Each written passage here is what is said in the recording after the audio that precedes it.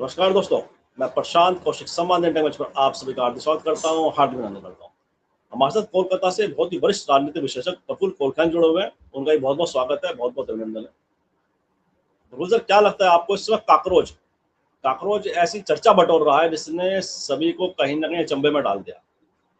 हालांकि जब सीजीआई ने जब ये काकरोच शब्द का उपयोग किया था, हालांकि उन्होंने उसके बाद में अपना बताया कि किस परिप्रेक्ष्य किस संदर्भ में उन्होंने इसका अपना उल्लेख किया था, लेकिन इसने तमाम चर्चा बटोरी। उसके बाद एक काकरोच जनता पार्टी के नाम से एक सोशल मीडिया पे एक पेज डेवलप हुआ और उसे 4-5 दिन के अंदर ही ऐसा कुछ मुख्य विमर्श में भय आ गया जिसने पूरी राजनीतिक गलियारों में हलचल मचा दी। ऐसा क्या हुआ? काकरोच जनता पार्टी का एक पेज बनने से सोशल मीडिया पर इसमें करोड़ों लोगों ने उसे फॉलो करा और एक ऐसा कुछ ना कुछ राजनीतिक विमर्श में एक बड़ा बदलाव सा देखने को मिल रहा है। तमाम दो पक्ष दिखाई देते हैं इस पूरे विषय को लेकर। एक पक्ष कहीं ना कहीं उसका समर्थन कर रहा है उस पेज का, एक जो पक्ष है वह उस पूरे उसके साजिशों को बता रहा है साजिश हो सकती है। इन सब चीज़ों के पीछे कहीं ना कहीं एक अराजकता फैलाने की प्रयास कुछ लोगों के द्वारा हो सकता है। तो तमाम बातें अलग अलग तरह से लोग इस बारे में कह रहे हैं। क्या लगता है आपको, इस पूरे विषय को किस तरह से आप देख पाते हैं, किस तरह से इस पूरे संदर्भ को देख रहे हैं आप? क्या लगता है आपको, जो बड़ा अनुभव है आपका चीजों को देखने का, आंदोलनों को देखने का, क्या लगता है आपको इस पूरे विषय में? नहीं, देखिए, ये तो बात बिल्कुल सही है कि जिस ढंग से उन्होंने कहा है। देखिए, ये कुछ प्राणी ऐसे होते हैं, मनुष्य के सहजीवी प्राणी हैं, जिन्हें कोई पालता नहीं है, लेकिन जो प्रकृति की अपनी क्षमताओं के अनुसार जो पलते रहते हैं, उनमें से एक प्राणी कॉकरोच भी है, जो उसे कोई पालता तो है नहीं, लेकिन मनुष्य के जो व्यवस्था होती है, मनुष्य का सहजीवी प्राणी बन के रह गया है। ऐसे बहुत सारे प्राणी हैं जो मनुष्य के सहजीवी है, लेकिन मनुष्य उन्हें पालता नहीं है, बल्कि उनको हटाने की लगातार कोशिश करते रहता है। जैसे मच्छर है, जैसे कॉकरोच भी एक है। तो उन्होंने उसे उदाहरण दिया। मामला उनके बयान से ये उठा तो जरूर है, लेकिन उन्हीं के बयान तक सीमित नहीं है। दूसरी बात है कि इसने बहुत सारे विमर्श को खोल दिया है, क्योंकि युवाओं को कहा गया है, और ये जो लोग जिनके पास डिग्री सही नहीं थी उनको कहा गया। तो नकली डिग्री का कारखाना कौन चलाता है, नकली सर्टिफिकेट के व्यवसाय कौन लोग चलाते हैं, उनको पकड़ा जाना चाहिए। वे लोग कॉकरोच हैं। लेकिन चलिए, इसे एक विमर्श ये शुरू हुआ, और सीजीआई ने जो कहा सो अपनी जगह कहा। अब उनकी मंशा जो भी रही हो, लेकिन जनता में जिस प्रकार से ये बात लपक ली गई, या जिस प्रकार से एक नया विमर्श, जैसा कि आपने कहा, वो चालू हो गया, वो तो बिल्कुल ही जायज है। विमर्श ये है कि युवा आक्रोश को एक जगह मिलनी शुरू हुई। लेकिन ये है, अभी सब ये सब डिजिटल है, और करोड़ों समर्थक हैं, लेकिन ये डिजिटल समर्थक हैं, और ये समर्थक तो आते जाते रहते हैं। एक इसमें कुतूहल भी है और एक आक्रोश भी है। तो सब कुछ का एक व्यंग भी है और एक गंभीर बात भी है। तो सब कुछ को मिला करके इन्होंने नाम भले दिया है कांग्रेस जनता पार्टी, लेकिन वैसा कुछ है नहीं। ये तो नाम हो गया, कोई राजनीतिक पार्टी का उदय नहीं हो गया। राजनीतिक पार्टियों का उदय ऐसे नहीं हुआ करता है। तो बहरहाल, लेकिन हाँ, ठीक है, लोगों में एक सुगबुगाहट, एक उत्सुकता, एक खलबली, एक प्रयोगधर्मिता, ये सब कई चीजों का मिक्सचर का ऐसा रूप है। अब रही कि युवाओं की सबसे बड़ी समस्या क्या है इस समय में, जेनजी इससे जुड़े हुए हैं। खास करके जब ये हमारा मद्रास में, तमिलनाडु में जो चुनाव हुआ है, चेन्नई में सरकार बनी है, तो उसमें भी लोग जेनजी की भूमिका को देख रहे हैं, क्योंकि वहां पर जो बात बहुत दिनों के बाद एक परिवर्तन हुआ है, और जेनजी के साथ होने के कारण या उस पोस्ट पोल अलायंस में जाने के कारण कांग्रेस तो 60 साल के बाद वहां के मंत्रिमंडल में है, सरकार में है कांग्रेस। तो तमिलनाडु में मैं बात कर रहा हूँ। तो बहरहाल, तो ये जेनजी का मामला है। अब इस समय में जिस ढंग से रोजी रोजगार का मामला खत्म हो गया, रोजी रोजगार की बात उठती है, देश एक भयानक आर्थिक संकट में है, वो अपनी जगह है। लेकिन ये सारा का सारा आर्थिक संकट सिर्फ होर्मुज से नहीं निकला है, सिर्फ खाड़ी युद्ध से नहीं निकला है, उससे भी है। ऐसा नहीं कि उसका असर नहीं, उससे भी असर है और बड़ा असर है। लेकिन हमारी जो व्यवस्था है वो लगातार इस बात की तरफ बढ़ रही थी, और संकेतक इस ढंग से काम कर रहे थे। आज तो सुजीत भल्ला जी का भी लेख छपा है, जो हम लोग पहले कहते रहे कि बंगाल के चुनाव के संदर्भ में मैंने कहा था, लेकिन बात वही थी कि राजनीतिक रूप से चुनाव जीतना और देश हारना अलग बात है। उन्होंने कहा है कि भारतीय जनता पार्टी के लोग, भाजपा तो शासन चुनाव जीत रही है, लेकिन अर्थव्यवस्था में अर्थव्यवस्था हार रही है। तो अभी अगर अर्थव्यवस्था हार रही है तो इसका मतलब है कि चुनाव जीतने का जो पर्पस है, राजनीतिक व्यवस्था होने का जो पर्पस है, वो डिफीट हो रहा है। और अर्थव्यवस्था को हारने का मतलब क्या है? क्या अर्थव्यवस्था में हार का क्या मतलब हो सकता है? देखिए, इसके कई चरण हैं अर्थव्यवस्था के भी, कम समय में जो है। एक ऊपरी लेवल के लोग हैं, 6% 10% जो लोग हैं, वो तो उनको किसी भी संकट का कोई सामना नहीं करना पड़ेगा। गैस कितना ही महंगा हो जाए, पेट्रोल कितना ही महंगा हो जाए, खाने पीने का सामान कितना ही महंगा हो जाए, तो उन पर इसका असर नहीं पड़ेगा। असर पड़ेगा बिल्कुल निचले जमीनी स्तर पर असर पड़ेगा, और हम लोगों पर असर पड़ेगा जो इसके हैं, और मध्यम जो कंज्यूमर क्लास है उस पर असर पड़ेगा। जो रोज खट के खाने वाले लोग हैं उनका असर पड़ेगा, और मंदी तो आएगी ही आएगी। तो मंदी का जो लक्षण होता है, वो आर्थिक मंदी का लक्षण तो यही होता है निश्चित रूप से कि उसमें खरीदार कम होते हैं। माल तो होता है बाजार में, लेकिन लोग खरीदते नहीं है। क्यों नहीं खरीदते हैं? क्योंकि कोई कंज्यूमर पैटर्न पर कोई डिफरेंस आता है नहीं, बल्कि क्रय क्षमता पर, जो कंज्यूमर कैपेसिटी पर असर पड़ता है। तो बाजार में सामान रहते हुए भी लोग उसको खरीद नहीं पाते हैं। लोगों के पास फ्री, जिसको बोलते हैं डिस्पोजेबल मनी, ऐसा रुपया लोगों के पास कम होता है, इसको डिस्पोजेबल मनी बोलते हैं। हाँ, चलते चलते 10 रुपया खर्चा हो गया, हाँ जी कोई बात नहीं है, कभी गुपचुप खा लिया, मैंने फुचके खा लिया, कभी कुछ 100-200 रुपया खर्चा कर दिया बाजार में, तो कोई परेशानी की बात नहीं है। तो वो श्रिंक कर जाएगा वो मार्जिन, जबकि 90% से ज्यादा पैसा पहले से ही एक खास वर्ग के लोगों को फूड कलेक्शन पर ही खर्चा करना पड़ता है। तो मैं ये कह रहा हूँ कि रोजगार, आमदनी एक दो तरफ से, एक तरफ तो हमारा वेज वहीं स्थिर है, तो जो लोग रोजगार में है भी वो महंगाई की मार से मर रहे हैं, क्योंकि वेज तो 50 रुपया स्थिर है, लेकिन 50 रुपया में जो सामान आता है वो लगातार घट रहा है। तो एक तो ये इन्फ्लेशन अब बैंकों में मिल नहीं रहा है, एक तो इन्फ्लेशन और दूसरा स्टैगफ्लेशन और श्रिंक इन्फ्लेशन। 10 रुपया में जो सामान पहले मिलता था वो अब 10 ही रुपया देना पड़ता है, लेकिन उसमें उसकी मात्रा कम हो गई है। तो तरह तरह की समस्याएं हैं, और यही जब मंदी से घिरे हुए जब लोग होते हैं, उनकी परचेजिंग कैपेसिटी जाती है, तो क्या करेंगे? वो चीजों को खरीदना उनका कम हो जाता है, और खरीदना यह चक्र बन जाता है, वो खरीदना कम हो जाता है, तो बाजार में खपत कम हो जाता है। तो जो उत्पादक कंपनियां हैं वो अपना कॉस्ट मैनेज करने लगती हैं, तो अपनी कॉस्ट इफेक्टिविटी को जब वो बैलेंस करती हैं, एनालाइज करती हैं, तो उसको कम करने की कोशिश करती हैं। तो सबसे पहले तो यही होता है कि जो इजीली डिस्पोजेबल है, आदमी को, मजदूर को, काम करने वालों को वहां से अलग कर दो। तो जिसके पास 10 मजदूर का काम था, वो 5 मजदूर से अपना काम चला रहा है, क्योंकि उसी से उसका प्रोडक्शन होगा। बाकी 5 मजदूर बेकार हो गए। वो 5 मजदूर जो बेकार हो गया, वो बाजार में जाएगा नहीं कुछ खरीदने के लिए, तो एफएमसीजी का संकट है। दूसरी बात यह है कि जो ग्रामीण स्ट्रक्चर है हमारा, जो बेस मार्केट है, जो ग्रामीण अर्थनीति है, गांव में सिर्फ खेती हल बैल नहीं होता है, बल्कि बहुत सारी चीजें होती है। तो जो रूरल इकोनॉमी, जब हम एमएसएमई की बात बोलते हैं, तो एमएसएमई का कैरेक्टर महानगरीय नहीं है, एमएसएमई का कैरेक्टर कस्बाई है। और जो रूरल हमारा जो ग्राम कुटीर उद्योग था, उसकी घनघोर ढंग से उपेक्षा हुई है।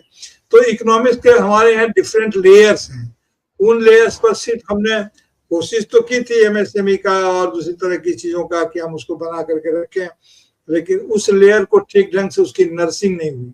मैं तो अक्सर कहता हूँ कि बड़े महानगर में बना हुआ, आज भी कई जगह कहा, बड़े नगर में बना हुआ किसी खास कंपनी का प्रोडक्ट हो, बिस्कुट हो, चिप्स हो, ये तो गांव गांव तक पहुंच जाता है। लेकिन किसी गांव में बना हुआ अचार, मेरे गांव में किसी अच्छे कारीगर के, हुनरमंद लोगों के हाथ का बना हुआ अचार अपने गांव के बाहर ही कदम नहीं रख पाता है, क्या गांव में ही उसका कोई खरीदार नहीं होता है? तो गांव में कोई लेते, यानी कि हुनर, जो ग्रामीण हुनर है, आप क्या करते हैं? हुनर को जो एक टूल के रूप में, हुनर एक कैपिटल है। हमारे यहाँ दिक्कत ये हो गई कि हमने सिर्फ वित्तीय कैपिटल को कैपिटल समझा, फॉरेन डायरेक्ट इन्वेस्टमेंट के अधिकतर बात करते। तो जो वित्तीय कैपिटल ही कैपिटल नहीं है, कैपिटल है आपका नेचुरल कैपिटल भी है, सोशल कैपिटल भी है, और जो हुनर है हमारा, यह भी एक कैपिटल है। तो वो तो बेकार चला गया ना, उसको तो आप वहां पर उसका काम नहीं होता, क्योंकि उसका लिंकेजेस नहीं है, कोई भी निर्योग्य हो गया। आपको हवाई जहाज उड़ाना आता है, लेकिन आपके पास अगर हवाई जहाज ही नहीं है तो क्या उड़ाएंगे, साइकिल को तो उड़ा नहीं सकते हैं। आप देखिए ना, आप कितने अच्छे एंकर हैं, अगर नेट खराब हो जाए आपका या ये सिस्टम काम न करे तो आप कुछ कर पाएंगे, आप अच्छे वक्त नहीं कर पाएंगे। तो क्योंकि हमारी योग्यताएं आश्रित योग्यताएं, किसी की निजी व्यक्तिगत योग्यताएं नहीं है, वो डिपेंडेबल योग्यताएं हैं, एक दूसरे से जुड़ती हैं तब जा करके उनका एक प्रोडक्ट आता है। इस जुड़ाव का जो हमारे यहाँ राजनीति और व्यवसाय इस ढंग से जुड़ गया है, तो इस पर दिक्कत है। हम क्या चाहते हैं, पॉलिटिकल स्टेबिलिटी की लोग बात बोलते हैं, तो मैं ये कहता हूँ कि पॉलिटिकल स्टेबिलिटी क्यों चाहिए, तो इसलिए चाहिए कि कंसिस्टेंट पॉलिसी कंसिस्टेंसी हो। तो पॉलिसी कंसिस्टेंसी क्यों चाहिए, क्योंकि मुंह देख करके कानून या नीति न बदल दिया जाए। हमारे यहाँ तो इस बार आपको ये नीति अगर सूट कर रहा है तो वो नीति रखते हैं, अगली बार अगर आपको ये नहीं सूट करेगा तो नीति बदल देंगे। तो पॉलिटिकल कंसिस्टेंसी अगर पॉलिसी कंसिस्टेंसी को नहीं प्रोवाइड करती है तो बेकार है, तो धोखा है। असल में चाहिए। दूसरी बात क्या होती है कि जो गवर्नेंस, पॉलिटिकल कंसिस्टेंसी का मतलब होता है कि गवर्नेंस की कंटिन्यूटी रहनी चाहिए। एक पार्टी की सरकार चली गई, दूसरी पार्टी की सरकार चली आई, लेकिन दुनिया की नजर में घरेलू स्तर पर वह भारत सरकार या राज्य सरकार का जो भी हो, वो भारत सरकार है, वो किसी पार्टी की सरकार नहीं होती है, वो फिर भारत सरकार है। तो उसकी जो कंटिन्यूटी बनी रहनी चाहिए। वो इसलिए जरूरी है कि गवर्नेंस एंड सर्विस में जो द्वंद्व होता है, कि गवर्नेंस को सर्विस का बाधक नहीं होना चाहिए। गवर्नेंस यानी कि शासन को सेवा, शासन के रुख के हिसाब से सेवा को नहीं बदलना चाहिए। सेवा का प्रोवाइडिंग जो प्रोवाइडर है, सर्विस प्रोवाइडर, उनका रुख नहीं बदलना चाहिए। इसलिए जैसे इनको न्यूट्रल रहना चाहिए। जैसे हम आपसे क्या बात कर रहे हैं, नेट न्यूट्रलिटी जो है, नेट को इससे कोई मतलब नहीं है, और हमारा जो कनेक्टिविटी जो है उसको इससे कोई मतलब नहीं। कनेक्टिविटी दे दिया, उसके बाद उस सिस्टम में वो आ गया, उसको इससे कोई मतलब नहीं कि हम क्या बात कर रहे हैं और क्यों बात कर रहे हैं। तो ये जो सिस्टम का अपनी जो neutrality in society in the governance रहनी चाहिए, यही कंटिन्यूटी ऑफ गवर्नेंस है। तो कुल मिलाकर के युवा जो चाहता है, इसमें रोजगार चाहता है। समस्या जो है मुनाफा केंद्रित है, मुनाफा के लिए श्रम को मारा जा रहा है। तो यही एक समस्या है इसकी, और उसकी अभिव्यक्ति वहां हो रही है। इससे लिंक्ड बहुत सारी चीजें हैं, इकोनॉमिक कैपिटलिज्म, नेपोटिज्म और भी बहुत सारी चीजें जो जीएनजी का अंश होता है वो है उसमें। और ये लोग अकाउंटेबिलिटी चाहते हैं। अभी जो सेगमेंट है हमारा, जो पुरानी शैली है, उसमें जो डेमोक्रेसी चुनाव के माध्यम से जो लोग जीत के आते हैं, तो चुनाव की जीत उन्हें निश्चित रूप से एक दायित्व देती है, एक कार्यभार देती है, न कि स्वामित्व। लेकिन हमारे नेता लोग ये समझते हैं कि हम जब जीत के आए हैं इसका मतलब हमको स्वामित्व मिला है, ऑनरशिप मिला है, और ऑनर की तरह वो ट्रीट करने लगते हैं, जबकि ऐसा होता नहीं है। आपको सिर्फ सेवा का भाव दिया जाता है। तो लेकिन ये सब चीजें हैं, विकसित हो गई हैं। तो आज की जो जरूरत है, जो हमारा व्यवसाय और राजनीति का जो एक नेक्सस तैयार हो गया है, जिसके भीतर से क्रॉनिक कैपिटलिज्म आता है, जो एक उसकी कपलिंग हो गई है, उसको डीकपल करने की जरूरत है, उसकी डीकपलिंग की जरूरत है। यानी कि राजनीतिक क्रिया, चुनावी क्रिया, राजनीतिक कारोबार और इकोनॉमिक कारोबार में जो एक कपलिंग हो गई है, जो अंततः कन्वर्ट हो जाती है पावर डीप स्टेट को प्रोडक्ट देती है, डीप स्टेट को जगह दे देती है, और उनके कपलिंग को आप साठगांठ कहें, गठबंधन कहें, जोड़ी कहें, जोड़ीदार कहें, जो भी कहें, लेकिन ये मिलकर के अंग्रेजी का शब्द है, एक कपल कर लेते हैं। तो उसको डीकपल करने की जरूरत होती है, जो इस सरकार में नहीं हुआ। इसने लगातार डीकपलिंग को प्रश्रय दिया। राहुल गांधी जब इस बात की बात करते हैं तो डीकपलिंग की बात भी अपने तरीके से करते हैं, और तब वो क्रोनिक कैपिटलिज्म और इसको करते हैं। और इसका जवाब निश्चित रूप से है कि अगर जो समाज में जो भी है, जो आप फायदा और घाटा हर किसी का होना चाहिए। फायदा सारा एक कंपनी का हो और घाटा पूरी पब्लिक उठाए, ये तो चलने वाला नहीं है।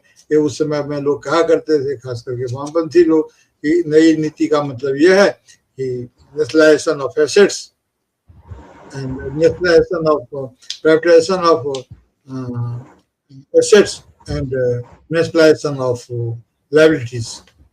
तो जो खर्चा है पूरा राष्ट्र उठाया, अब नफा आप उठाएं, तो ये स्थिति तो नहीं चल सकती है। ये हमारे सिस्टम में एक कॉन्ट्रडिक्शन है, जो कि कॉकरोच वाली सिस्टम से और प्रकट होती है। जी जी, ठीक बात है। अच्छा, जिस तरह से जितनी स्पीड में फॉलोवर्स बढ़े हैं, मतलब सोशल मीडिया, ठीक है कि सोशल मीडिया बड़ा मंच है, इसमें दुनिया को आकर्षित कर रहा है, दुनिया का जो युवा है, मतलब हर वर्ग का व्यक्ति सोशल मीडिया पे एक्टिव दिखाई देता है। लेकिन किसी भी हमने कितनी, चाहे लोकप्रिय व्यक्ति रहा हो, कितना बड़ा स्टार रहा हो, चाहे वो किसी भी इंडस्ट्री से आता हो, इतनी तेजी से किसी के फॉलोवर हमने बढ़ते नहीं देखे। लेकिन जितना तेजी से इस पूरे देखें, पूरा जो कांग्रेस जनता पार्टी का जब जो पेज बना, इतनी तेज गति से उस पर फॉलोवर्स बढ़े, उसने राजनीतिक जो वर्ग है उसको एकदम चौकन्ना सा कर दिया। तो तमाम ऐसी चीजें निकल के आई हैं। आखिरकार इतना चौकन्ना राजनीतिक वर्ग क्यों हो गया एकदम से? क्या जो उसकी फॉलोअर्स की संख्या बढ़ी, जो उसने उसमें अपनी बातें रखी उस मंच के माध्यम से, हम ये करेंगे, हम वो करेंगे, क्या उससे राजनीतिक जो जमात है क्या वह असहज हो गई? क्या लगता है आपको? नहीं, इसमें तो देखिए राजनीतिक वर्ग जो हो गया है, इसमें तो सिर्फ जो शासन में लोग हैं, भारतीय जनता पार्टी के लोग इसको लेकर के उल्टी पुल्टी बातें कर रहे हैं। हो सकता है कल भारतीय जनता पार्टी इस ताकत का इस्तेमाल कांग्रेस के विरुद्ध न कर दे, यह भी हो सकता है। यह भी हो सकता है कि इसका हिमुख घुमा करके कांग्रेस की तरफ कर दिया जाए। कुछ लोग अन्ना आंदोलन से इसकी तुलना करते हैं, मैं नहीं करना चाहता हूं, क्योंकि अन्ना आंदोलन का कंसेप्ट दूसरा था और बना था दूसरे तरीके से। और दूसरी बात है कि उसमें जो सोशल जस्टिस का मुद्दा जो था, एम्प्लॉयमेंट का मुद्दा अन्ना आंदोलन में, वो गायब था सिरे से। वो सिर्फ भ्रष्टाचार के मुद्दे पर वो लोग बात कर रहे थे और भ्रष्टाचार के हटाने के लिए। अब देखेंगे कि उसमें मैं इसकी लोकपाल की बड़ी चर्चा होती थी, लेकिन श्रम आयुक्तों की भूमिका की क्यों चर्चा नहीं होती थी? किसी ने तो नहीं बताया कि लोगों को कैसे रोजगार मिलने चाहिए, मिले। क्वालिटी ऑफ एम्प्लॉयमेंट की बात कभी नहीं आपने सुनी होगी तो उसका। लेकिन यहाँ पर जो है एम्प्लॉयमेंट की बात बार बार उठ रही है, बार बार एम्प्लॉयमेंट की बात उठ रही है और रोजी रोजगार की बात उठ रही है। अन्ना आंदोलन में सिर्फ करप्शन, इंडिया अगेंस्ट करप्शन था, तो वो तो स्टेट के खिलाफ स्टेट था, स्टेट के खिलाफ रियलिटी थी। अन्ना उसी में थे। युवाओं के लिए उस पर कोई ऐसा प्रोग्राम नहीं था और ना उसकी कोई मांग थी। फिर वो सिर्फ एक अर्बन इफेक्ट था। लेकिन अन्ना आंदोलन जमीन पर था, इसलिए बड़ा दिखता है। ये आंदोलन जो है 1 करोड़ या 2 करोड़ आदमी अगर उससे जुड़े हुए हैं या और जुड़ेंगे, तो ये इनका डिजिटल अपीयरेंस तो दिखता है। लेकिन हम लोग जैसे पश्चिम बंगाल में रहते हैं, साल में 2 बार हम लोगों को 2-3 बार तो तूफानों से परिचय होता ही है, समुद्री तूफानों से। किसी बार बहुत ताकतवर होता है तो उसके असर बहुत दीर्घकालिक होते हैं, पूरी मीडिया में आता है, किसी बार नहीं होता है उतना। तो हम लोग अक्सर इस बात को जानते हैं कि यहाँ का जो मेट्रोलॉजिकल डिपार्टमेंट है लगातार बताते रहता है कि निम्न दबाव का कितने दबाव का क्षेत्र बना है, कितना बड़ा निम्न दबाव है। तो वो निम्न दबाव की ताकत और उसका असर तो इस बात पर निर्भर करता है कि उसका लैंडफॉल कहाँ होता है, कहाँ वो जमीन से टकराता है और फिर उसके बाद उसकी क्या दिशा बनती है, इससे होता है। तो अभी ये जो मामला है आपका कॉकरोच जनता पार्टी का, ये अभी हवा में है। अभी ये सब निम्न दबाव तो इसने बना लिया। अब निम्न दबाव बना लिया, इसमें पावर संग्रहित हो गया, लेकिन इसमें अभी डायरेक्शंस दिख तो रहे हैं, लेकिन अभी वो सिर्फ संभावनाओं के स्तर पर है। इसका जब लैंडफॉल होगा, ये जब जमीन पर ये चीजें उतरेंगी, जब समाज में आंदोलन शुरू होगा, तब पता चलेगा इसका वास्तविक स्वरूप और इसकी वास्तविक ताकत क्या है। तो अभी तो जमीन पर उतरने की कोई आसार दिख नहीं रहे हैं। इतने दिन में उसे उतर जाना चाहिए था, लेकिन 2-4 दिन और अपेक्षा करनी चाहिए, प्रतीक्षा करनी चाहिए कि अगर जमीन पर उतरता है तो क्या रुख लेता है और राजनीतिक पार्टियां किस रूप से इनको लेती हैं। मैंने कल भी कहा था कि बरसात की तरह ये शक्ति तो संगठित हो गई है, लेकिन बादल बरसता है तो बादल अपना बाल्टी लेके खुद नहीं आता है। तो ये युवा शक्ति जो बरस रही है, इसके पास बाल्टी नहीं है। बाल्टी आपके पास है, आप अपनी अपनी बाल्टी, राजनीतिक पार्टी इसका कैसे क्या फायदा उठाते हैं ये उन पर है। जिनके पास बाल्टी नहीं है, वाटर हार्वेस्ट जो नहीं कर सकते हैं, अंग्रेजी का शब्द है पानी का जुगाड़ कर लेना, वाटर हार्वेस्टिंग जो नहीं कर सकते हैं, अपनी बात खुद जाने। लेकिन अभी हाँ है, बड़ा दिलचस्प है और अभी इस पर नजर रखे जाने की जरूरत है। जी बिल्कुल ठीक बात है, दिलचस्प तो है इसमें और लगातार इस पर नजर रखने की आवश्यकता। अच्छा, देखें अगर देश की राजनीति को देखें, आपने विभिन्न कालखंड देखे राजनीति के, विभिन्न आंदोलन भी आपने देखे और बड़े बड़े आंदोलन भी आपने देखे हैं। चाहे जेपी की आंदोलन की बात करें या उसके बाद हम देखें क्या मतलब बहुत चंद्रशेखर की यात्रा रही हो पूर्व प्रधानमंत्री की, वर्तमान में राहुल गांधी की भारत जोड़ो यात्रा रही है, उससे पहले से अन्ना आंदोलन का भी जिक्र किया। बाबा रामदेव वाला आंदोलन भी सबने देखा है कि किस तरह से उन्होंने काले धन को लेकर बात करी, अन्ना आंदोलन की बात करी। ऐसे में जनता क्या विकल्प तलाशती है? जो सत्ता प्रतिष्ठान से जिसकी जो असहमति होती है, उसको कोई मंच तलाशती है कि कहाँ पे वह एकजुट होकर अपनी जो नाराजगी उसको व्यक्त कर सके। ऐसे इसलिए आंदोलन सफल होते हैं। और क्या इस बीच में उन्हें जो सोशल मीडिया पे जो पेज तैयार हुआ कांग्रेस जनता पार्टी का, क्या वहाँ भी जो असहमत लोग हैं सत्ता प्रतिष्ठान से, जो उनकी नीतियों से सहमत नहीं है, क्या उन्हें वैकल्पिक एक मंच दिखाई दिया जहाँ पे इतनी सारी बड़ी संख्या में फॉलोवर्स एकदम बन गए उस पार्टी के? क्या केवल मतलब जो असहमतियां हैं वो कोई ऐसा मंच तलाश रही है जहाँ पे उसे कुछ ईमानदारी दिखती हो, या उसे लगता है कि मतलब जो अभी उसका चेक ना किया गया कि वो कितना ईमानदार उतरेगा अपने बातों पर? जैसे अन्ना आंदोलन में देखा कि मतलब पहली बार अरविंद केजरीवाल पूरा टीम उनकी उस आंदोलन को लेकर आई थी, उसके बाद क्या हुआ क्या नहीं हुआ वो अलग विषय है। तो क्या वो भी वर्तमान चैप्टर भी ऐसा दिखाई देता है? नहीं नहीं, देखिए अभी अरविंद केजरीवाल के अन्ना आंदोलन तो शुरू से ही राजनीतिक मिजाज का था। उसमें बहुत पहले ही मैंने एक लेख लिखा था, नागरिक जमात का रास्ता, और उसमें मैंने अपनी आशंकाएं व्यक्त की थी जो बाद में आकर के सच हुई। बहुत सारे लोग उनके समर्थन में थे। तो लेख जनसत्ता में छपा था, नागरिक जमात का रास्ता, आर्काइव में होगा तो कोई भी देख सकता है। लेकिन वो बहुत पहले की बात है, आंदोलन कब हुआ, उस समय आर्काइव में रखने की भी क्या इंतजाम हुआ होगा नहीं हुआ होगा तो जनसत्ता जाने। बहरहाल मैं ये कह रहा हूँ आपसे कि दोनों के कैरेक्टर में अंतर है, और कैरेक्टर में अन्ना आंदोलन राजनीतिक स्वरूप ले लिया या उसको राजनीतिक आंदोलन के रूप में बदल दिया गया। क्या फर्क होता है? फर्क ये होता है कि राजनीतिक आंदोलन सत्ता परिवर्तन की तरफ चली जाती है, यानी कि सरकार को बदल दो, और किसी सरकार के एस्टैब्लिश सत्ता के खिलाफ हुआ करती है। यह जो मामला उठा है किसी सत्ता के खिलाफ नहीं है। सत्ता खुद उसमें अपनी खिलाफत की जगह खोजती फिर रही है। ये परिस्थितियों के खिलाफ है। जो हमारे सामने जो परिस्थिति पैदा हो गई है उसके खिलाफ ये बात बनती है। ये अलग बात है कि इन परिस्थितियों को पैदा करने में उनकी जबरदस्त भूमिका है, इसीलिए उनको लगता है कि उनके खिलाफ है।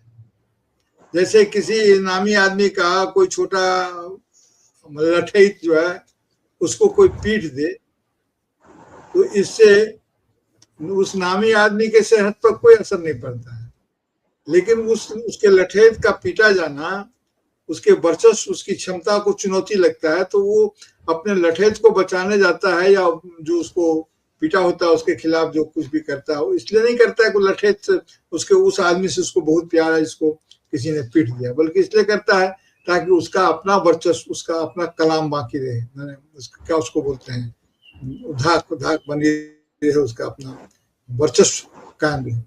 तो ये ऐसी बात है। इसलिए इस आंदोलन में, क्योंकि इंडिया अगेंस्ट करप्शन अगर था वो भी थोड़ा टेढ़ा था। करप्शन कहाँ होता है? करप्शन गवर्नमेंट डिपार्टमेंट में होता है। प्राइवेट में कितने, आजकल आपने सुना है कि प्राइवेट में कोई करप्शन हुआ है? क्यों वहां क्यों करप्शन नहीं होता भाई? क्या वहां पर करप्शन नहीं होता होगा? जरूर होता है, मैं जानता हूँ होता है, लेकिन प्राइवेट गवर्नमेंट करप्शन की अधिक चर्चा होती है और स्वाभाविक होनी भी चाहिए। तो इंडिया अगेंस्ट करप्शन का जो कमेटी था वो करप्शन का अगर आप खिलाफ कर रहे थे तो किस में होता है? गवर्नमेंट में होता है। गवर्नमेंट के किस में होता है? तो गवर्नमेंट के शीर्ष लेवल पर, नहीं ऑफिस लेवल पर। जब सरकार आई थी तो इसने क्या किया? इसने ऑफिसों को सुधारने की कोशिश की, सिटीजन चार्टर की बात की। आज किसी को सिटीजन चार्टर की याद नहीं है। यह भी कहा कि आपको कोई सेवा अगर जल्दी चाहिए तो आप 100 रुपया ज्यादा दे करके जल्दी ले लीजिए। आप कहिए हमको आज कल ही सर्टिफिकेट चाहिए, उसके लिए आप 500 रुपया दे दीजिए। यानी कि घूस को संस्थानीकरण किया गया। जो घूस का जो इनफॉर्मल सोर्स आउटफ्लो इनफ्लो था उसको भी सिस्टम में लाने की कोशिश की गई। कोई दलाल पैसा लेकर के आपको 5 दिन का काम 1 दिन में करवा देता है, आप सिस्टम को भी पैसा दे दीजिए, सिस्टम ही आपको करके दे देगा। और जो चार्टर था, सिटीजन चार्टर था, आजकल कोई उसकी चर्चा करता है? पूछता है कि क्या भला है? नए जनजी वालों को तो पता भी नहीं हुआ ये सिटीजन चार्टर क्या होता है या क्या भला थी, और किस प्रकार से उसको लिया गया। एडवांस सर्विसेज के लिए क्या किया गया? कोई सर्टिफिकेट, कोई लाइसेंस हमको चाहिए तुरंत, तो उसकी क्या व्यवस्था है? सब व्यवस्था खत्म हो गई। फिर इस तरह से घूस चलने लगा, फिर उसी तरह से चीजें चल रही हैं। तो अब सिस्टम के खिलाफ होकर के फिर सिस्टम में जब शामिल हो जाते हैं तो आप सिस्टम को दूहने लगते हैं। अब भाई बकरी को मुंह पर इसीलिए मारते हैं, बकरी के मुंह पर इसलिए थप्पड़ चलाते रहते हैं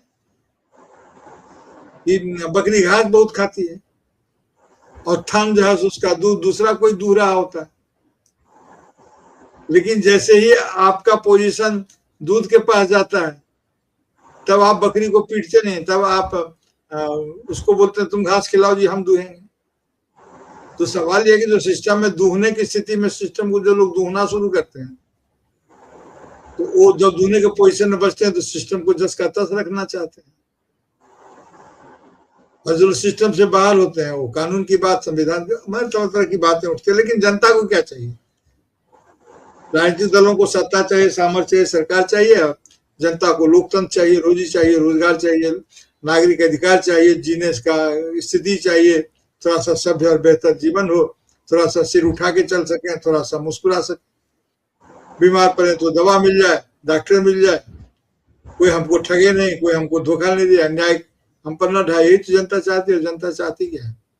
इतना सा भी है। तो ये सब चाहने के लिए और ये सब न मिलने का विरोध है इस आंदोलन। ये सरकार बदल देने या सरकार में जाने का नहीं। इसलिए ये राजनीतिक आंदोलन नहीं है, ये युवा आंदोलन है। अभी तक इसका पॉलिटिकल कन्वर्सन नहीं हुआ। अभी तक तो यही है कि हम कुछ सहूलियतें चाहते हैं। जैसे कांग्रेस का भी आंदोलन शुरुआती दिनों में राजनीतिक आंदोलन नहीं था, एक नागरिक सिविल मूवमेंट की तरह था। तो गांधी जी जब आया उसके बाद वो एक राजनीतिक आंदोलन बदल गया। तब ये बात हुई कि ये सेल्फ डिटर्मिनेशन का हमको अधिकार है। हालांकि तिलक जी ने तभी कह दिया था कि स्वतंत्रता हमारा जन्मसिद्ध अधिकार है, यानी कि अपने बारे में हम अपने फैसला करेंगे हमको क्या करना है। तो हम जो सेल्फ डिटर्मिनेशन की बात है, तब से लेकर अभी तक हमारा सेल्फ कई भाग में बटा है, इसलिए इतने सारे द्वंद्व भी उठते हैं। तो बहुत सारी चीजें हैं जो एक साथ शुरू होंगी। लेकिन भल्ला साहब का लेख अच्छा है, उस पर विश्लेषण किया जाना चाहिए। जी जी। अच्छा, लास्ट में आते हैं, अंत में आते हैं। हम जैन जी की बात करें, जिस युवा पीढ़ी को जैन जी कहा जाता है उसका वोट और समर्थन तो चाहिए, लेकिन अगर वो एकजुट होकर किसी मंच पर अपना संख्या को प्रदर्शित कर रहा है, अपनी उसको समूह को प्रदर्शित कर रहा है एक संख्या के माध्यम से, उससे इतनी बेचैनी क्यों हो गई? क्या लगता है? नहीं, बेचैनी इसलिए लग रही है कि पॉलिटिक्स को जो लोग कैरियर बना करके चल रहे हैं उनको लगता है कि अचानक एक फोर्स आ जाएगा जो उनको डिस्प्लेस कर देगा या रिप्लेस कर देगा। तो इसलिए उन दलों के लोगों की बेचैनी है और सरकार की भी बेचैनी है। तो युवाओं में अधिक आक्रोश होता है, अधिक सवाल पूछने की क्षमता, लोग सवाल से हो जाते हैं। सामान्यतः युवाओं का स्वागत किया जाना चाहिए। युवाओं के साथ आपका जो डीलिंग है वो डीलिंग मानवीय होना चाहिए, क्योंकि युवाओं से टकरा करके आप व्यवस्था को ठीक नहीं कर सकते। और अगर युवा, ये तो प्रकृति का नियम है कि हर अगली जनरेशन के सामने पिछला जनरेशन लाचार हो जाता है। आप सबसे दुनिया में जीत सकते हैं, अपनी संतान से नहीं जीत सकते। और एक बार मोतीलाल नेहरू ने कहा था शायद कि जब वो हार गए थे और जवाहरलाल नेहरू कांग्रेस के किसी चुनाव को जीत गए थे, तो उसी आनंद भवन में नेहरू जी के से मिलने वालों में खुशी थी और मोतीलाल नेहरू जी से जो मिलने आते थे वो जरा मायूस थे, उनके दोस्त लोग।